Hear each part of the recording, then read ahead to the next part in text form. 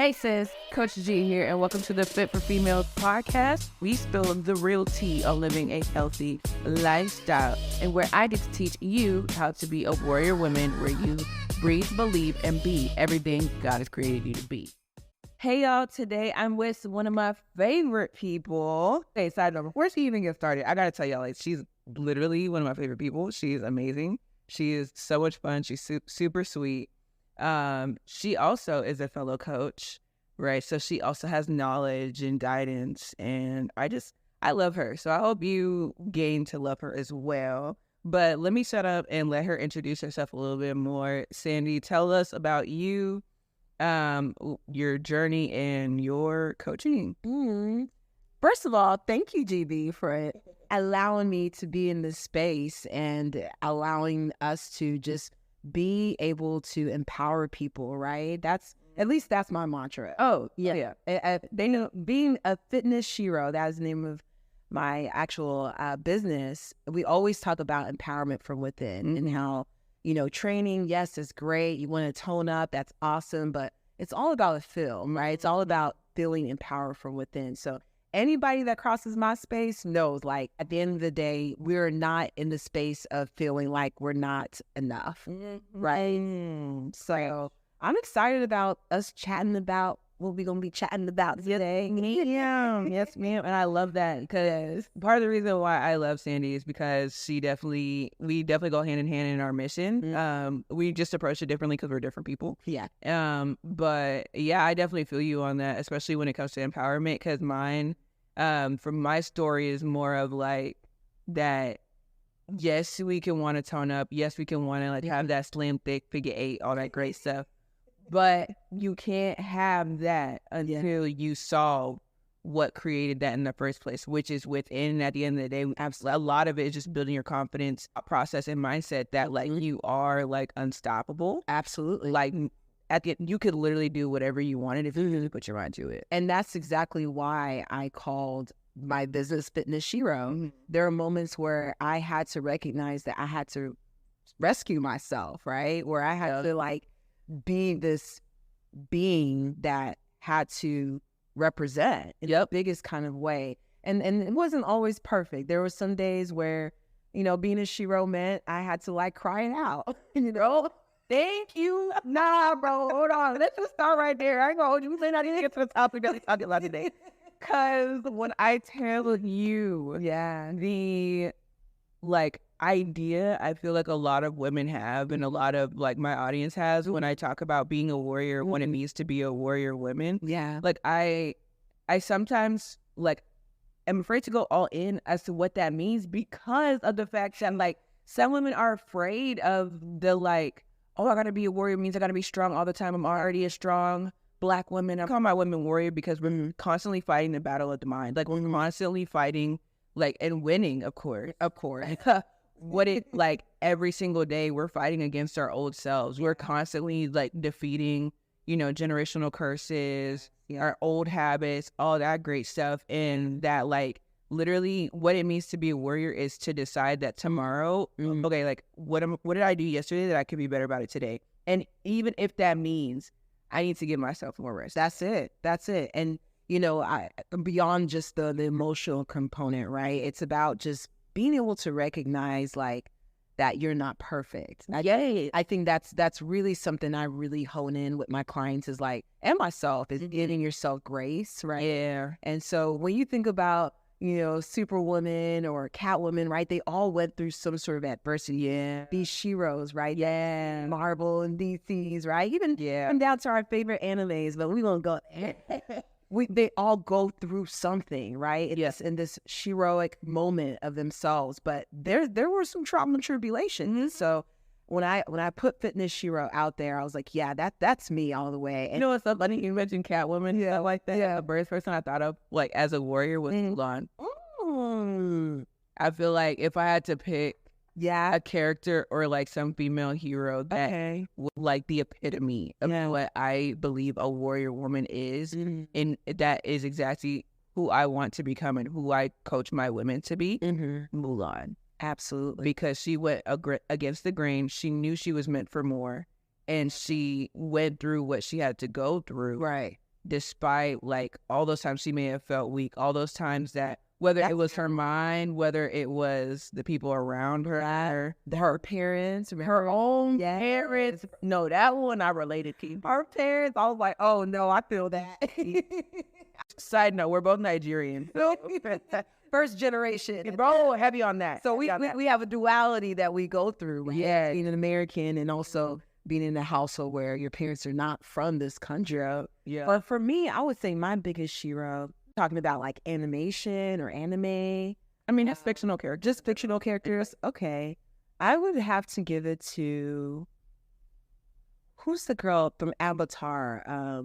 Katara. Girl, that's my girl. I was like, yeah, she went through it. Bro.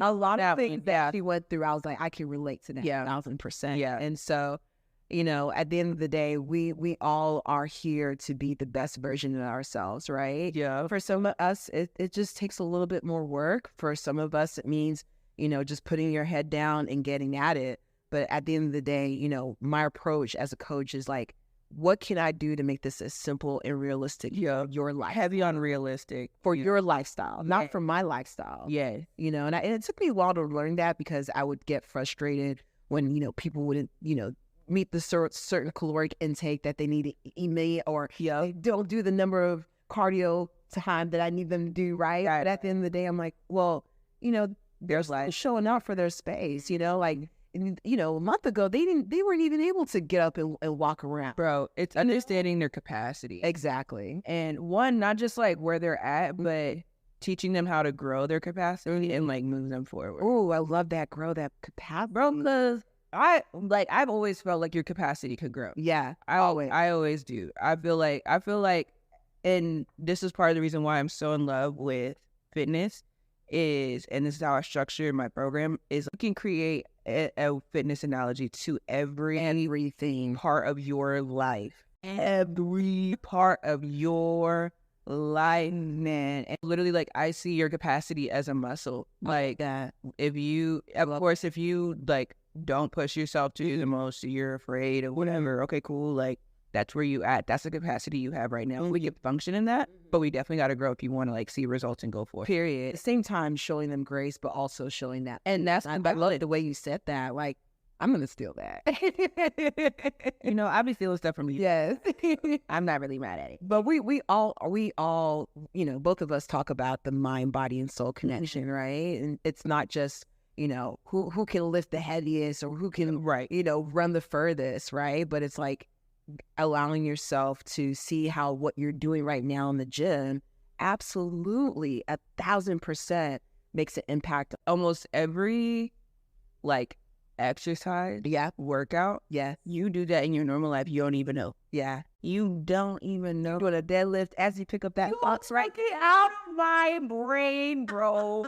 Literally, she went in my head and said, I'm saying because the way I was really about to say, you know how many women are afraid to deadlift, and they do that every single day, picking up boxes, picking up babies, like moving furniture. Talking about, like, girl, you do this, you just don't have a good form. But that's a different issue. Like, but you've done this before. You do, and I think the more and more people recognize that, like, you are blessed to have mobility, you are blessed to be able to even do the things that you're able to do. Like, don't sleep on that, bro. Like, that in itself is a blessing. I've had friends that were born with no legs or feet. That's crazy. No hands, nothing.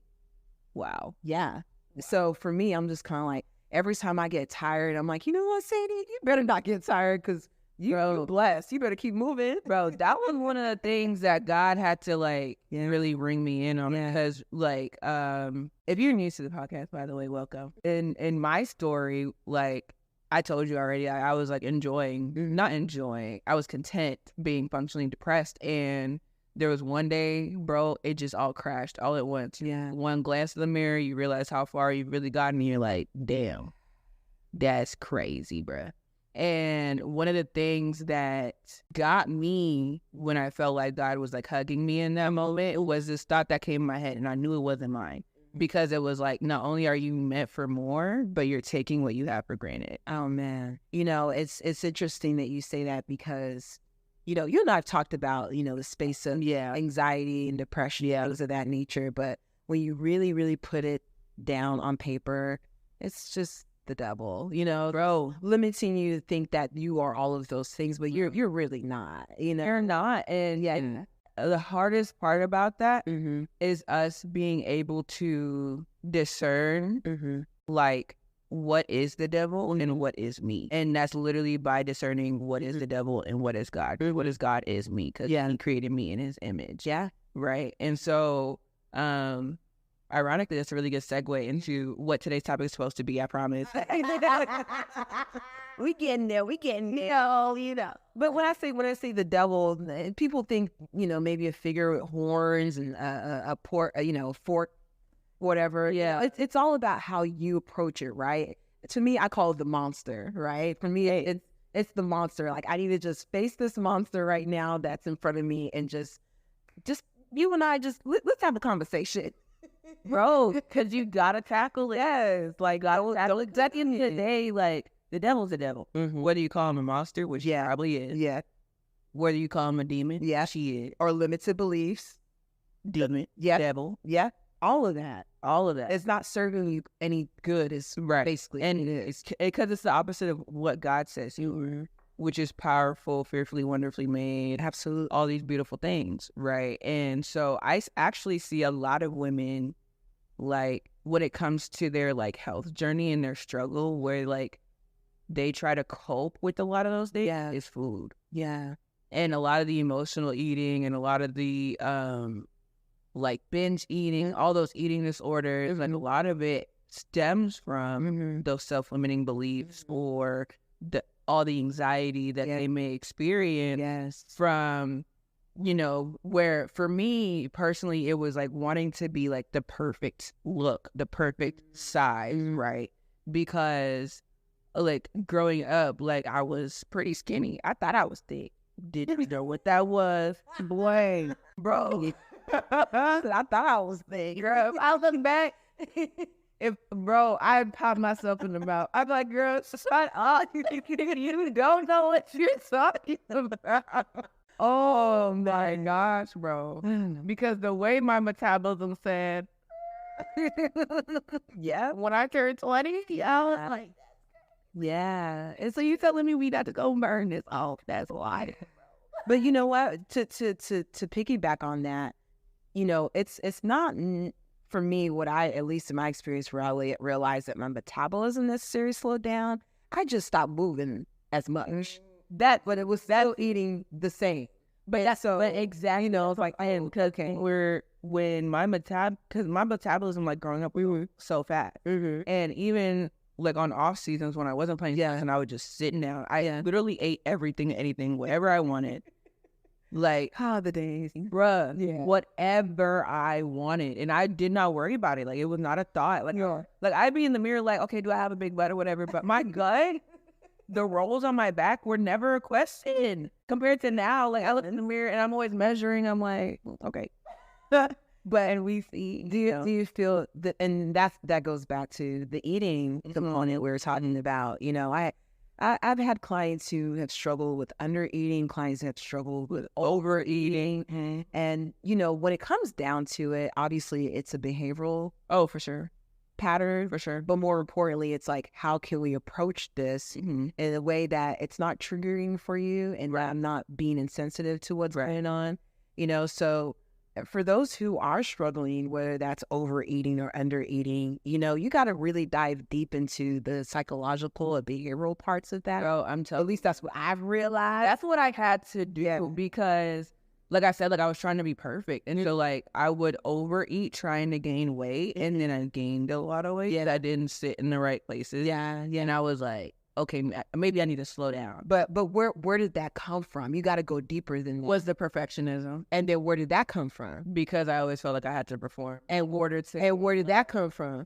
From my family. Exactly. Yeah. So that's where I go from it. Yeah. I'm like, let's go deep. Let's go deep. Yeah. And so by the time we get down to it, right, it's either maybe a singular event that happened in their lives, or maybe it was how they were brought up, and that's how they're just in general, right? But once we actually get to the root of why this is happening, bro, it's a wrap, because they're like, finally, like, now I can understand. Because once why you know what the place. problem is, then you can solve it. But that's the issue I see a lot in a lot of women, is that they think, oh, I just struggle with food. Oh, I just have bad cravings. Yeah. Like, the food is the issue, or like their craving is the issue. Yeah. That's not the issue. Yeah. That is the product of the issue. That is consequence of. Absolutely. The real issue is, for me at least, like, was that perfectionism, feeling like I had to be a certain way in order to be loved or to be wanted, you know, all that great things. Right. So once I delved deep into that and understood that that was what it was for me, and then I'm like, okay, so for whatever reason, I don't think I'm worthy all by myself. As I am. There you go.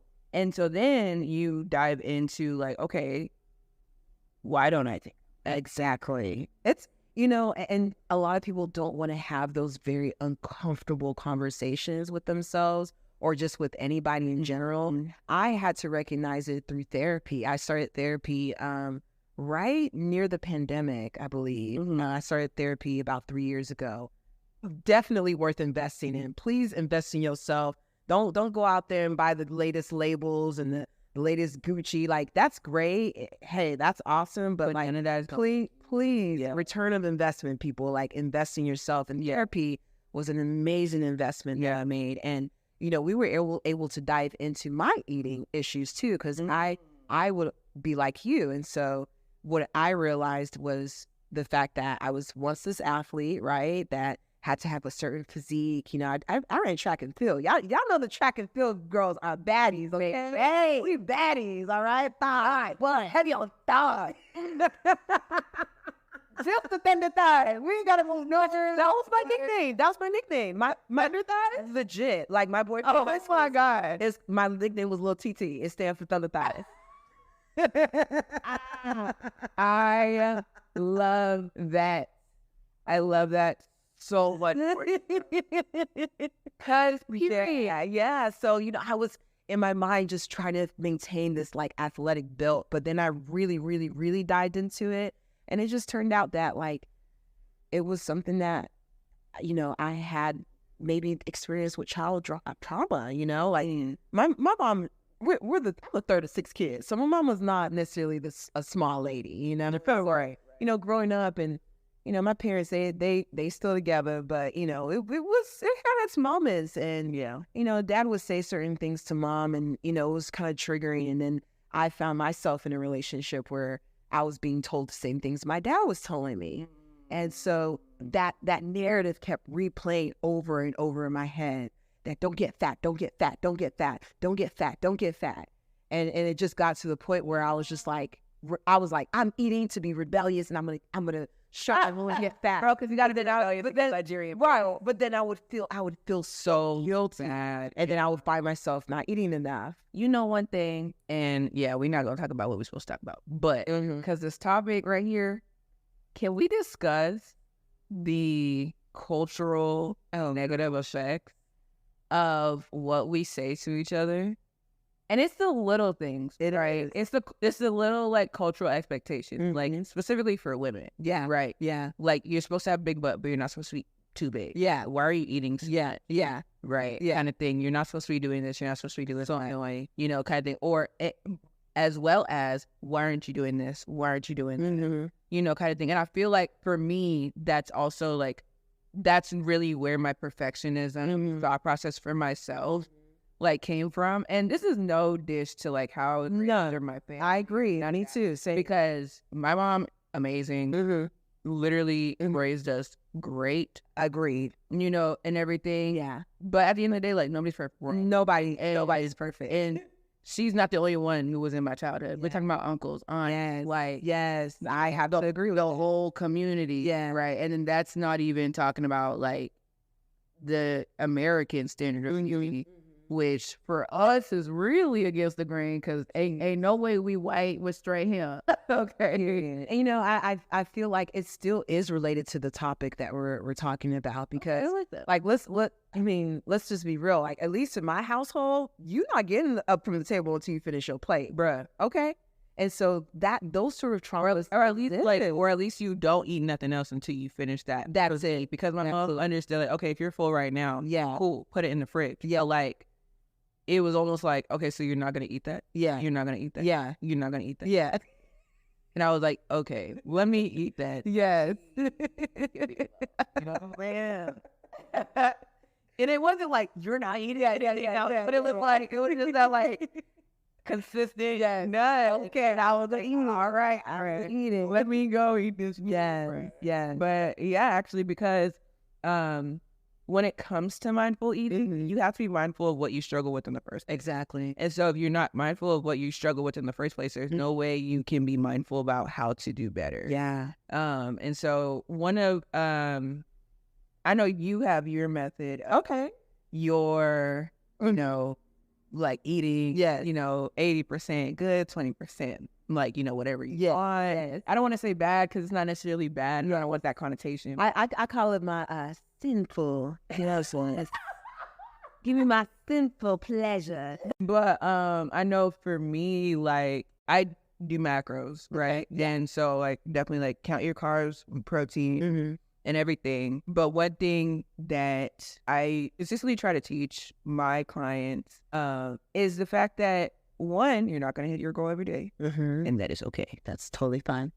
That's the role of grace. That's the role of grace, right? But then also to not fully go against, don't like fully just try to go against entirely who you are to achieve this goal. If you like salty snacks and you're a snacker, girl, find salty snacks. Like create or find salty snacks that you like that help you meet your goals. Yes. Right? Like, so for, like, I think I'm in between. Sometimes I want salty, but then after I eat salty, I'm like, I need something sweet to balance this out, right? Let me balance it out.